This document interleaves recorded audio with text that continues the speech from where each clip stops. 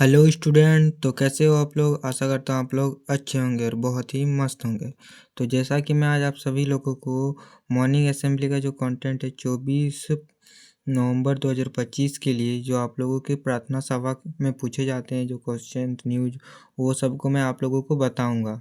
तो आप लोग वीडियो में आए हो तो वीडियो को लाइक कर दीजिएगा और चैनल से को ज़रूर से सब्सक्राइब कर दीजिएगा। चलिए वीडियो की ओर चलते हैं। जो हमारा वीडियो में है पहले पढ़ते हैं आज का सुविचार को। The mind is everything, what you think you become. Buddha, मन ही सब कुछ है, आप जो सोचते हैं वही आप बनते हैं। तो चलिए आगे चलते हैं, मुख्य समाचार को पढ़ते हैं। तो चलिए मुख्य समाचार को पढ़ते हैं। इसमें दिया हुआ है क्षेत्र दिया है, मुख्य समाचार संदर्भ 3 स्तर में इसको भी बांटा गया है। चलिए अंतर्राष्ट्रीय पढ़ते हैं। जी20 शिखर सम्मेलन में भारत, ऑस्ट्रेलिया और कनाडा ने मिलकर एसीआईटीआई नाम की नई समझदारी शुरू की है, जिनका उद्देश्य टेक्नोलॉजी, स्वच्छ ऊर्जा और आर्टिफिशियल इंटेलिजेंस के क्षेत्र में सहयोग बढ़ाता है। इसका जो संदर्भ है, जी20 शिखर सम्मेलन में भारत, ऑस्ट्रेलिया और कनाडा की साझेदारी। चलिए राष्ट्र को पढ़ते हैं। न्यायाधीश सूर्यकांत 24 नवंबर को भारत के 53वें मुख्य न्यायाधीश के तौर पर राष्ट्रपति भवन में शपथ ग्रहण करेंगे। इसमें 7 देशों के शीर्ष न्यायाधीश भी शामिल होंगे। इसका जो संदर्भ है, भारत के 53वें मुख्य न्यायाधीश पढ़ते हैं। राज्य में जो बोला गया है, झारखंड सरकार ने घोषणा की है कि अगले शैक्षणिक सत्र से सरकारी स्कूलों में बच्चों को मुफ्त किताब, कॉपियां और स्कूल बैग मिलेगा। इसका जो संदर्भ है, झारखंड सरकार की स्कूली बच्चों को मुफ्त किताब और बैग की घोषणा। चलिए आगे चलते हैं।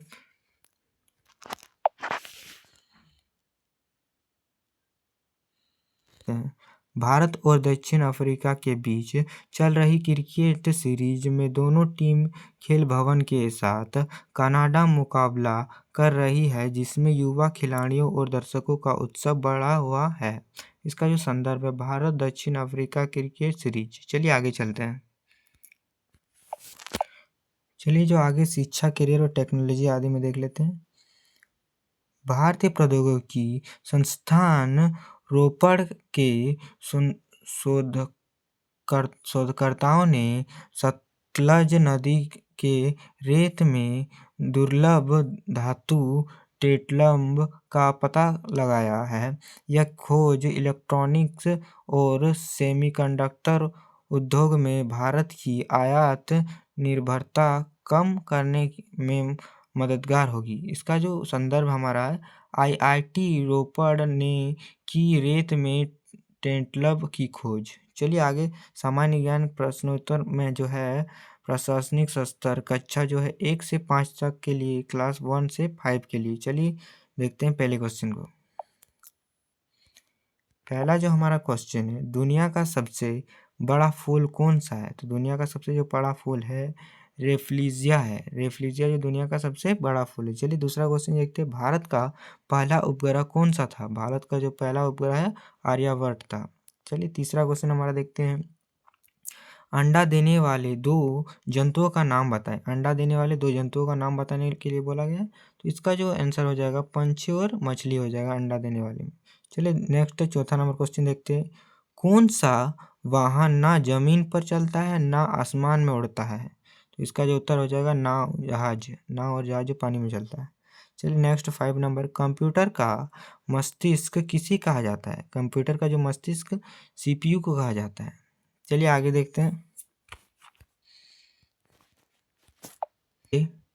अब आगे देखते हैं सामान्य ज्ञान प्रश्नोत्तर उच्च प्राथमिक शस्त्र कक्षा 6 से 8 तक के लिए। जो पहला हमारा क्वेश्चन है, मंगलयान मिशन किसने शुरू किया था? तो मंगलयान जो मिशन है इसरो ने शुरू किया था। दूसरा हमारा क्वेश्चन है, एक सामान्य मनुष्य का शरीर तापमान कितने डिग्री सेल्सियस होता है? एक सामान्य मनुष्य का जो है तापमान कितना डिग्री सेल्सियस तक होता है? तो इसका 37 डिग्री सेल्सियस तक होता है इसका करें। चलिए तीसरा नंबर जो क्वेश्चन है, ग्रीन हाउस गैस का उदाहरण दीजिए। तो ग्रीन हाउस गैस जो है इसका उदाहरण देने के लिए बोला गया है। इसमें कार्बन डाइऑक्साइड CO2 इसका करेक्ट आंसर हो जाएगा। चलिए चौथा नंबर क्वेश्चन को देखते हैं। तुंगभद्रा और भीमा किस नदी की सहायक नदी है? तो कृष्णा नदी की सहायक नदी है तुंगभद्रा और भीमा किस। चलिए 5 नंबर का क्वेश्चन है, चक्रवात किस दाब क्षेत्र में बनता है, उच्च या नीच? इसका जो करेक्ट आंसर हमारा हो जाएगा नीच दाब क्षेत्र में बनता है। चलिए आगे देखते हैं।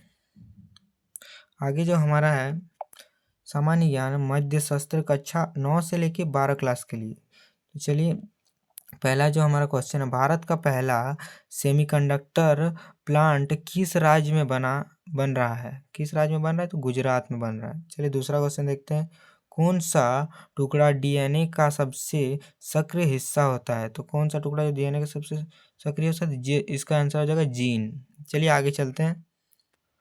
आगे जो हमारा क्वेश्चन है तीसरा नंबर, नाटो और ब्रिक्स में से कौन सा भारत का सदस्य संगठन है? तो ब्रिक्स हो जाएगा सदस्य संगठन। चलिए चौथा क्वेश्चन है, ISRO का ज्ञानयान मिशन किससे संबंधित है? तो किससे संबंधित है?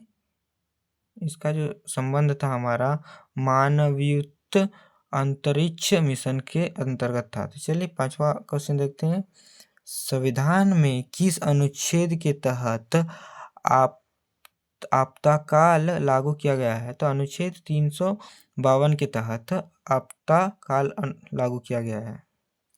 चलिए आगे देखते हैं आज का महत्वपूर्ण दिवस को।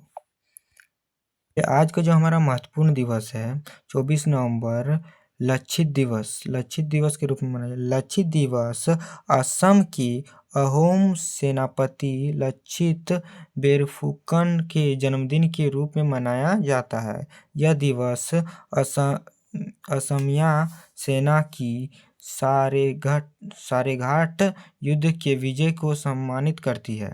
इसका जो है 24 नवंबर को लक्षित दिवस के रूप में मनाया जाता है। चलिए आगे प्रेरक प्रश्न को देखते हैं। चलिए जो हमारा प्रेरक प्रश्न है, हिम्मत वाली हेलेन। बहुत साल पहले अमेरिका में एक बच्ची थी हेलन केलर। जब वह केवल 1.5 साल की थी तो उसे तेज बुखार आया और वह ना देख सकती थी ना सुन सकती थी। हेलन गुस्से और निराश में रहने लगी क्योंकि वह दुनिया को समझ नहीं पाती थी। लेकिन एक दिन उसकी जिंदगी में आई एक टीचर, एनी सुलिवन। एनी ने हेलेन को हाथों पर शब्द लिखकर, चीजें छूकर और महसूस कराकर सीखना शुरू किया। शुरुआत में बहुत कठिनाइयाँ हुई, लेकिन चलिए आगे पढ़ते हैं।